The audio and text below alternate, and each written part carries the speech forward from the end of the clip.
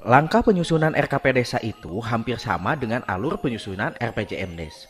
Bedanya, kalau dokumen RPJMDes itu memuat perencanaan pembangunan selama 6 tahun. Sedangkan dokumen RKPDes itu bertujuan untuk memplotkan perencanaan pembangunan tersebut menjadi per tahun dari dokumen RPJMDes. Bagi kepala desa dan perangkat desa yang baru terpilih, menyusun dokumen RPJM dan RKP desa merupakan kewajiban. Di samping untuk mengcover segala sesuatu yang berkaitan dengan janji politik semasa kampanye, dokumen ini juga merupakan alat wajib untuk dapat menyusun APBDes. Bagi Anda yang masih bingung dan pusing bagaimana sistematika penyusunan RKPDes, baik itu dalam penetapan dan perubahan secara tepat.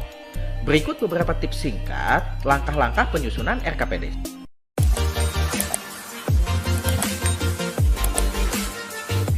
1. Penyusunan perencanaan pembangunan desa melalui musyawarah desa.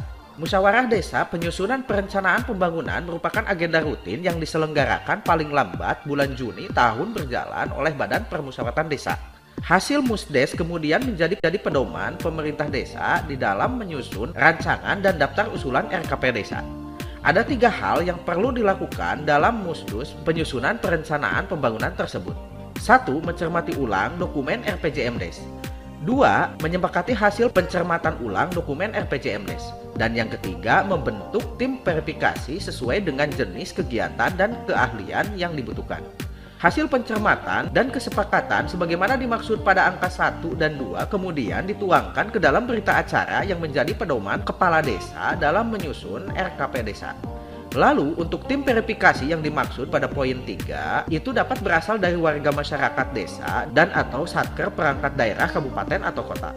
2. Pembentukan tim penyusun RKP desa. Tim penyusun RKP desa dibentuk oleh kepala desa dan ditetapkan melalui surat keputusan atau SK paling lambat bulan Juni tahun berjalan. Jumlah tim penyusun paling sedikit berjumlah 7 dan paling banyak berjumlah 11 orang dengan mengikutsertakan perempuan di dalamnya.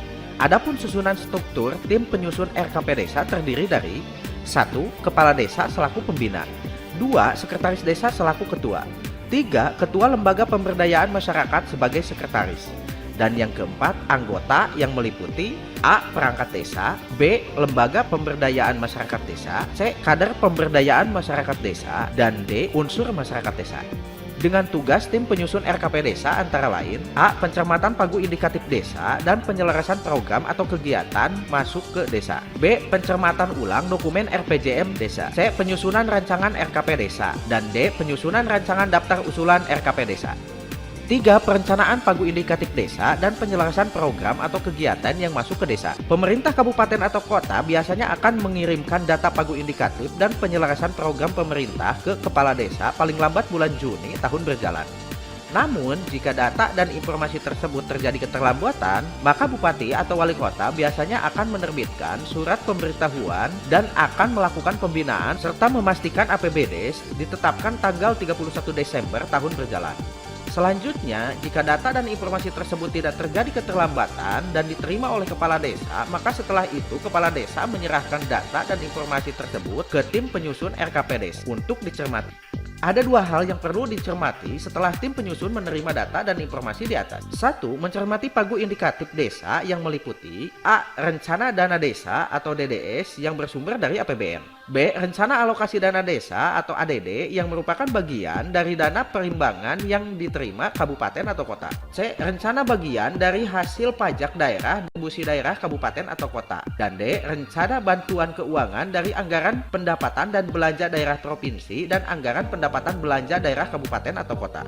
2. Mencermati penyelarasan rencana program yang masuk ke desa yang meliputi A. Rencana kerja pemerintah kabupaten atau kota, B. Rencana program dan kegiatan pemerintah daerah provinsi dan pemerintah daerah kabupaten atau kota, C. Hasil penjaringan aspirasi masyarakat oleh Dewan Perwakilan Rakyat daerah kabupaten atau kota. Dari hasil pencermatan pagu indikatif dan penyelarasan program di atas kemudian dituangkan ke dalam format pagu indikatif dan format kegiatan pembangunan yang masuk ke desa. Lalu tim penyusun RKP desa menuangkan ke dalam rancangan RKP desa untuk kategori pembangunan berskala lokal desa. 4. Pencermatan ulang dokumen RPJMDes. Pencermatan dalam hal ini bisa dilakukan secara singkat dengan mencermati skala prioritas usulan rencana kegiatan pembangunan desa untuk 1 tahun anggaran berikutnya yang termuat dalam RPJMDes. Dari hasil pencermatan tersebut kemudian bisa dijadikan dasar oleh tim penyusun RKP Desa dalam menyusun rancangan RKP Desa. 5. Penyusunan rancangan RKP Desa. Setidaknya ada 8 pedoman yang perlu diperhatikan oleh penyusun sebelum membuat rancangan RKP Desa. 8 pedoman yang perlu diperhatikan tersebut antara lain: 1. Hasil kesepakatan musyawarah desa. 2. Pagu indikatif desa. 3. Pendapatan asli desa. 4. Rencana kegiatan pemerintah, pemerintah daerah provinsi, dan pemerintah daerah kabupaten atau kota. 5. Jaringan aspirasi masyarakat yang dilakukan oleh DPRD, kabupaten atau kota. 6. Hasil pencermatan ulang dokumen RPJMDes. 7. Hasil kesepakatan kerjasama antar desa. Dan yang ke-8, hasil kesepakatan kerjasama desa dengan pihak ketiga. Setelah memahami beberapa pedoman di atas, kemudian tim penyusun barulah menyusun daftar usulan pelaksana kegiatan sesuai jenis rencana kegiatannya. Penyusunan daftar usulan pelaksanaan kegiatan yang dimaksud dengan mengikut sertakan perempuan dan sekurang-kurangnya meliputi ketua, sekretaris, bendahara, dan anggota pelaksana. Kemudian setelah itu, dalam hal menyusun rancangan RKP Desa, tim penyusun paling sedikit memasukkan beberapa uraian, antara lain: 1. Evaluasi pelaksanaan RKP Desa tahun sebelumnya. 2. Prioritas program, kegiatan, dan anggaran desa yang dikelola oleh desa. 3. Prioritas program, kegiatan, dan anggaran desa yang dikelola melalui kerjasama antara desa dan pihak ketiga. 4. Rencana program, kegiatan, dan anggaran desa yang dikelola oleh desa sebagai kewenangan penugasan dari pemerintah, pemerintah provinsi, pemerintah kabupaten atau kota. 5. Pelaksana kegiatan desa yang terdiri atas unsur perangkat desa dan atau unsur masyarakat desa. Terkait dengan pembangunan infrastruktur yang tidak bisa dilakukan sendiri dalam pembuatan rencana anggaran biayanya, pemerintah desa bisa merencanakan pengadaan tenaga ahli infrastruktur yang berasal dari warga masyarakat desa, satker perangkat daerah kabupaten atau kota, dan atau tenaga pendamping profesional untuk dimasukkan ke dalam rancangan RKP Desa. Rancangan RKP Desa dilampiri rencana kegiatan dan rencana anggaran biaya atau RAB yang akan diverifikasi oleh tim verifikasi. Dalam hal kegiatan pembangunan yang tidak mampu dibiayai oleh desa, pemerintah desa pun bisa mengusulkan pembangunan tersebut kepada pemerintah provinsi, pemerintah kabupaten atau kota. Usulan kegiatan pembangunan desa dan pembangunan kawasan perdesaan tersebut dengan lampiran berita acara laporan tim penyusun rancangan RKP Desa yang kemudian diserahkan ke kepala desa. 6. Penyusunan RKP Desa melalui musyawarah perencanaan pembangunan desa. Kepala desa menyelenggarakan Musrembangdes untuk menyepakati rancangan rencana kerja pemerintah atau RKP desa. Beberapa unsur yang diundang dalam Musrembang desa ini ialah pemerintah desa, BPD desa, dan unsur masyarakat sesuai dengan kondisi sosial budaya. Musrembang desa ini memuat 4 pokok pembahasan rencana, mulai dari rencana penyelenggaraan pemerintahan desa, pelaksanaan pembangunan, pembinaan kemasyarakatan, dan hingga pemberdayaan masyarakat desa. 7. Penetapan RKP Desa. Hasil kesepakatan dalam Musrembangdes kemudian dituangkan ke dalam berita acara yang menjadi rancangan peraturan desa tentang RKP Desa. Dalam hal tidak terjadi kesepakatan, maka kepala desa mengarahkan tim penyusun RKP Desa untuk memperbaiki dokumen rancangan RKP Desa sesuai kesepakatan dalam Musrembangdes. Setelah diperbaiki dan dirasa tidak ada masalah lagi, kemudian dokumen RKP Desa ditetapkan menjadi peraturan desa tentang RKP Desa oleh kepala desa dan BPD. 8. Perubahan RKP Desa. Ada beberapa alasan kenapa RKP Desa perlu dirubah. 1. Terjadi peristiwa khusus seperti bencana alam, krisis politik, krisis ekonomi, dan atau kerusuhan sosial yang berkepanjangan.